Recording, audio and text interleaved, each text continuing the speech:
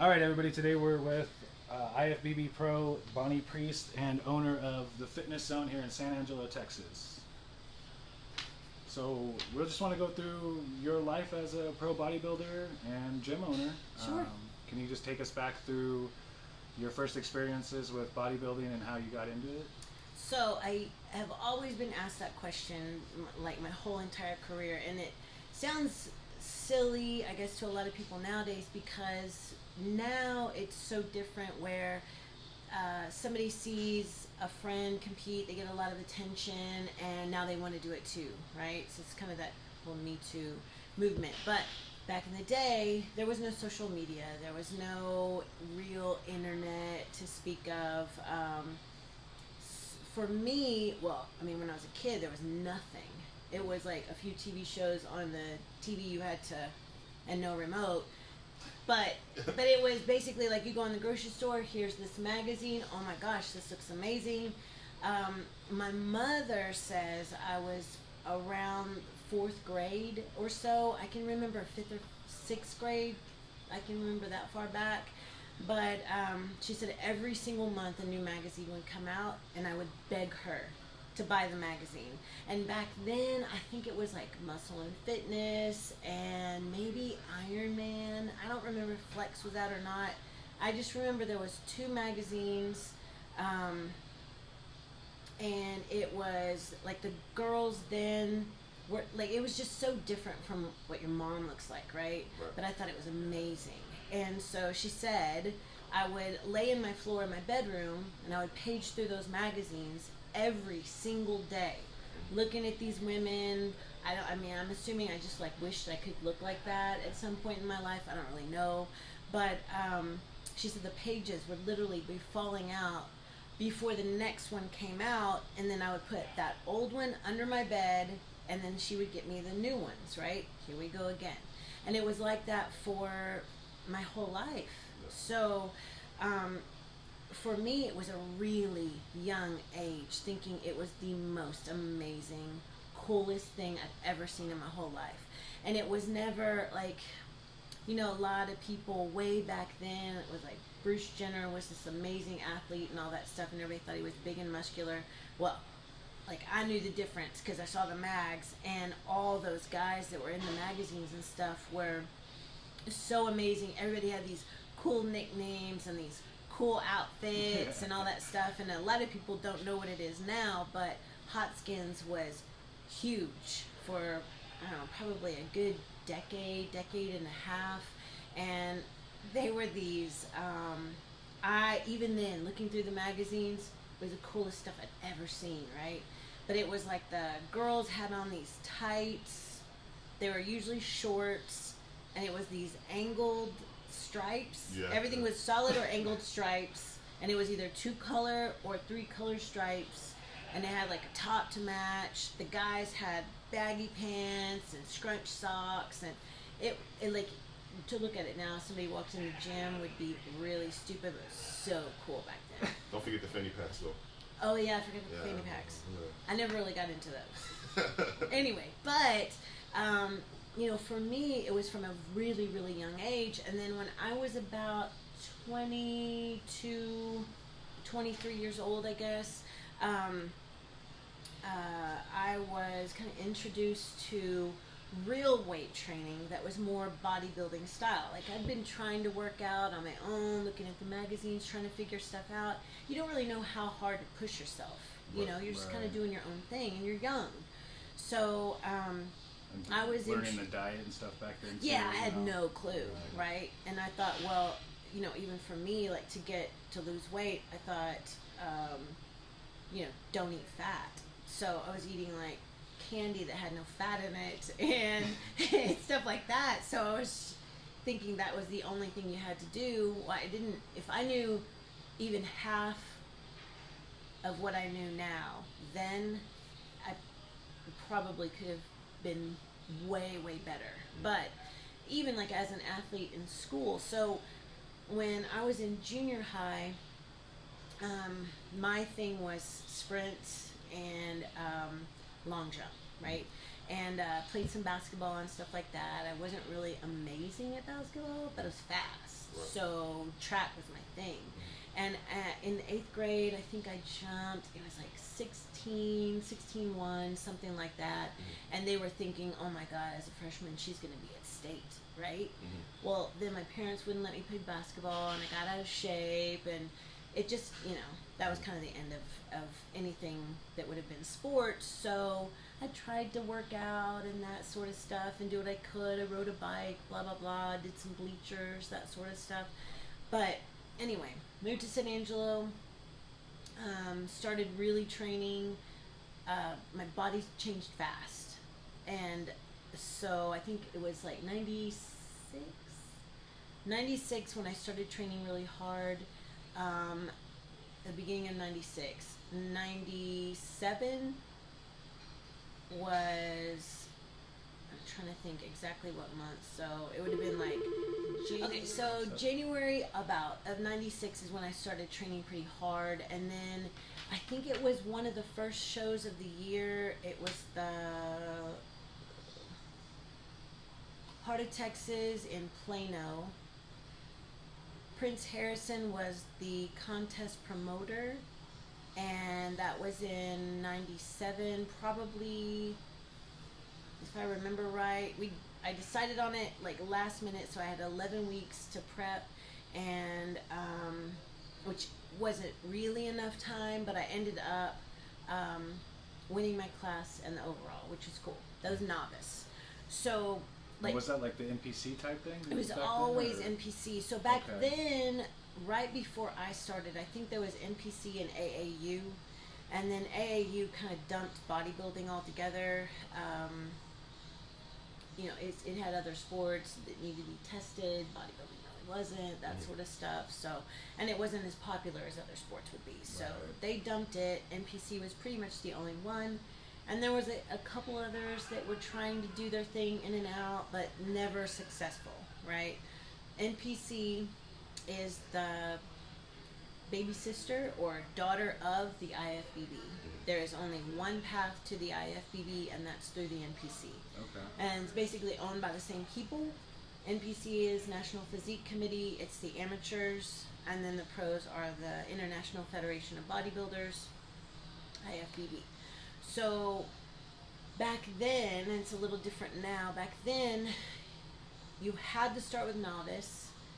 It didn't matter if it was your first show or your 5th show or whatever. Until you won a novice level show, you couldn't move to open class. Now you're still at the state level.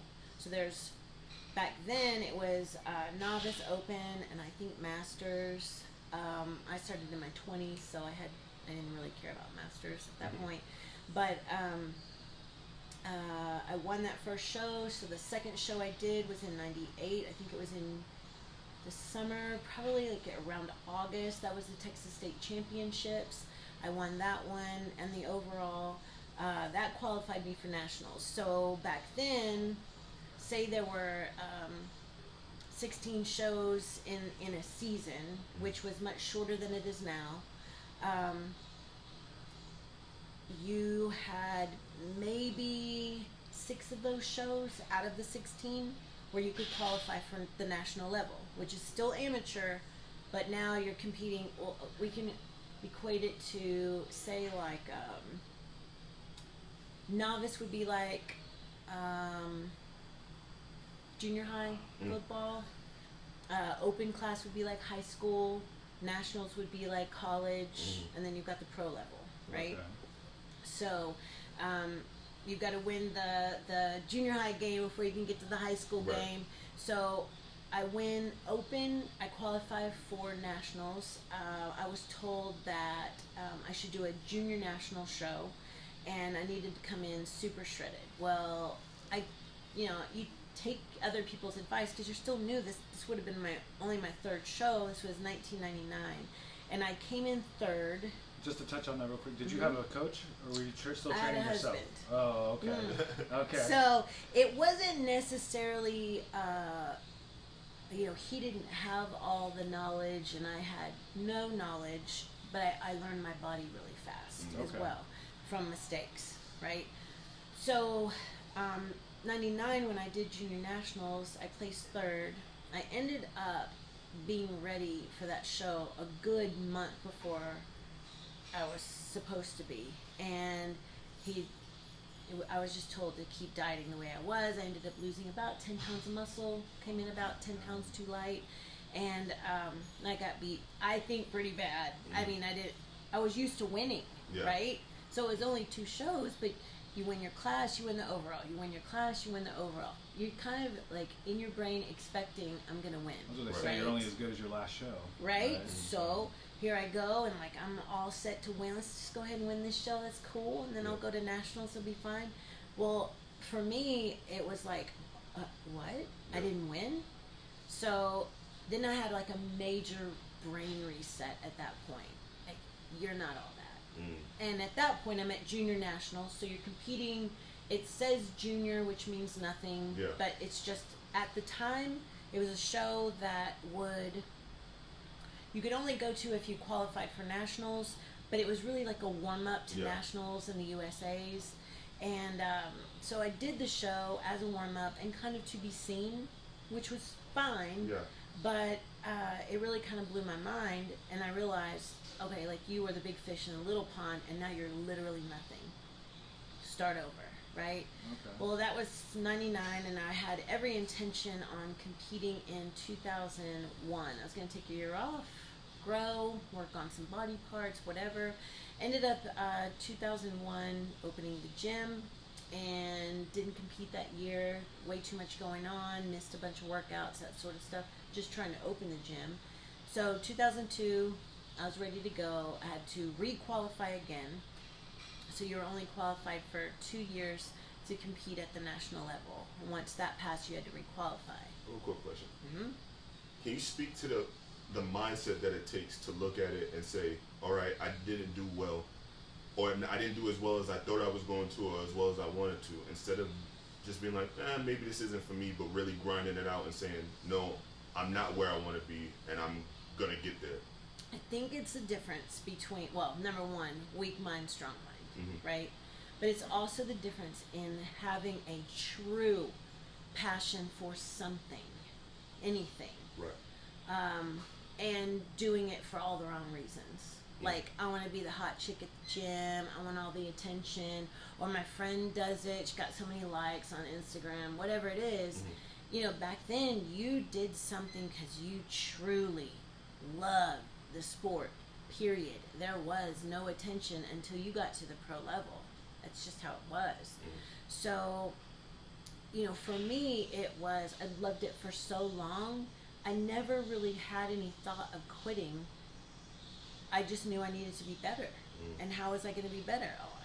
I trained harder, I learned new techniques, I learned what works best for my body, I changed my diet, whatever needed to. And for me, oddly enough, I was never in a hurry for anything. Pro card happened fast compared to a lot of people, but it wasn't like, I've got to put on, 5 pounds in 6 months, and it was never that. It was just keep plugging away every single week, month after month, making changes, getting stronger, knowing my body's going to be better the next time I compete, but not being in a hurry and having patience with my own body. I think we talk about this, and I think that's important to hear from someone that's at the top of the sport, right? Because I think that a lot of people that are just, guys in the gym, they expect that, hey, I need to be ready for the summer. I'm going to start lifting in April. Right. Like that idea of like that microwave, I want it now. Yep. I think that's... And so, like, a lot of people start the gym thinking they're going to put on 30 pounds of muscle every year. Come on. I mean, it just doesn't happen. So, realistically, 5 or 10 pounds in an entire year where you're training your ass off, that's realistic.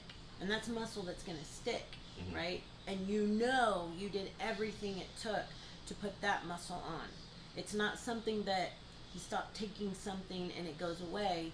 You put that muscle on, period. Right. You did, every day was a grind. Putting in the work, sweating, being sore, busting recovering every single day, right? And I think that a lot of people, it's all instant gratification, always, and that's kind of society most people are raised that way. you know, and there's a lot of people that aren't, and those are the ones who keep grinding, right? You keep going, you get better, better, and before you know it, you're at the top of your game, and you're like, oh, I guess that didn't take that long. You know what I mean? But you're patient with it. You know it's supposed to take time. The human body can only do so much. So, you know, for me, it was never really a big deal, but for a lot of people, if they don't get first place today, they're quitting tomorrow. Go back to 2001 and the opening of the gym. Okay, so opened the gym 2002. Let's see, I did was it Southwest USA's up in Arlington. Betty Pariso and her husband Ed put that show on. Won my class in the overall. Went to nationals. So a lot of people call the USA's in Vegas in July. Everybody calls them nationals. Well, so like Eric Underwood and I, we've been in this game a long time. So every show has a name. There's no such thing as the July nationals and the nationals in the fall. It's literally the USA's and nationals, and there's a couple other ones that people can turn pro in too. But the USA's at the time were the most prestigious national level show, period, right? So you competed in your weight class, or like if it was figure or whatever, it was height class, but you competed in your weight class, you won it, you competed for the overall winner got a pro card, no one else. Yeah, now I think they do like the overall and second place or something for each class. Well, it's like, and it depends on which show it is, but I think at the USA's now it's first place in each weight class and all that stuff. You know, that's cool, that's fine, but to me, winning the most prestigious show, period, at the national level was like the ultimate, right? It was really exclusive club back then. Yeah. So I think that the show I requalified in was in August, so I didn't make the USA's anyway. I went to nationals. Those were in, I want to say November, but I can't really remember anymore. All I know is that I competed. I think I got 7th out of close to 30 women just in my class, and I was just hoping to place in the top 10. I'd never been at a show that big. Back then there were only 3 weight classes. Now I think there's 4 in bodybuilding, but now it's so small it doesn't really matter. But back then it was close to 30 or more per class, right? So I go, I don't win. I wasn't expecting to. Cool. Let's put in some homework, whatever we got to do in the gym to make some changes. I took someone else's advice on, I was very lean, but I took someone's advice on what to eat the night before the show, and the next morning woke up and looked like I still had 6 weeks left to diet. So I was like, bad water retention and yada yada yada. Anyway, I learned my body really fast, and some people can do crazy stuff. I had to keep it super simple the whole way.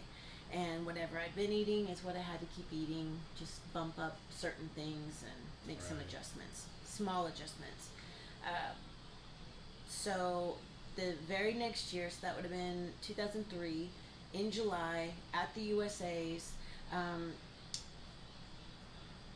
I had, I think it was Lonnie Teeper. Let me think for a second. Lonnie Teeper was editor of Iron Man magazine, or writer for Iron Man magazine, and editor for Women's Physique World, I think. So way back at my very first show, he happened to be the MC of the show. He took my picture, put it in a magazine, and labeled me the Texas Titan, right? Oh, wow. It's cool. That's awesome. So he was in another show, and same thing. It goes back in the magazine in '98, and it just kind of was after that. He was like, you let me know when you're gonna compete. I'll stick you in, you know, yada yada yada. Okay, cool, whatever. I mean, it was cool. I didn't really think a lot of it, and it, for me, like, there was nothing that ever blew my head up. You know, nothing really made me feel like I was better than anybody. I just thought that was a really neat thing that was going on. That was it. So, anyway, he said, let's do a big photo shoot at the USA's. I'll bring in my photographer. We'll put you in Ironman and Women's Physique World. Cool. Everything's fine. We're doing the photo shoot and it starts raining, so it's like, let's take a break, go get something to eat, lay down and rest, and we'll come back out when the sun comes out. Okay, cool. So we come back out and he's like, I don't know what you did, but like my body, I guess, dried out even more, and whatever I ate, took a nap, I'd been posing all morning, it just, like, everything started to fill out a little bit more.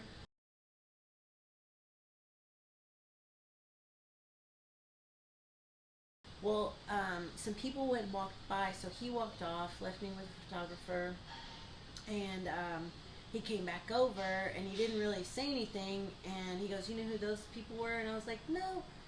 He said, those are your head judges, or that was your head judge and 2 other judges.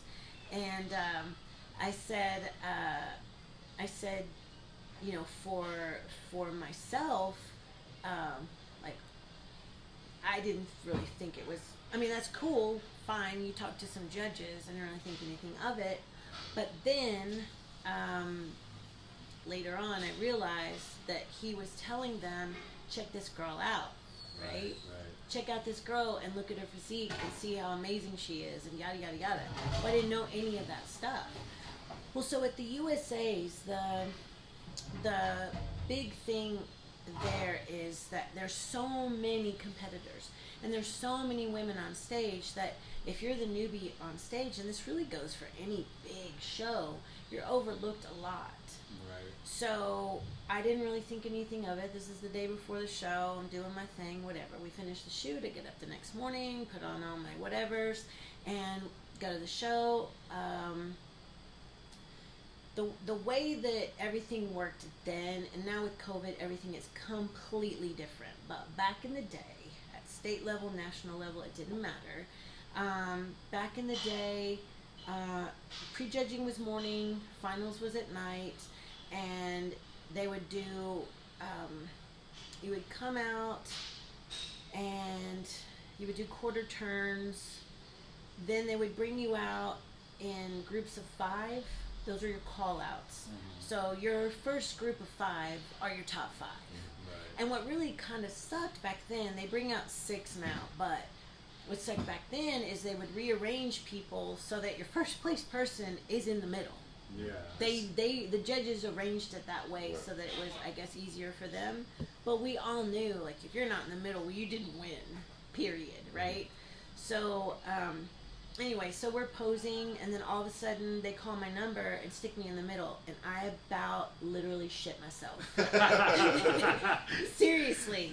I was like, oh my God, what just happened, right? Because I'm with girls now, these top 5 girls that at nationals, one of the girls got 2nd place, I think, and I was like, man, I just want to beat her, you know? Right. Well, now I just did, right? She's at the same show, and I just beat that girl.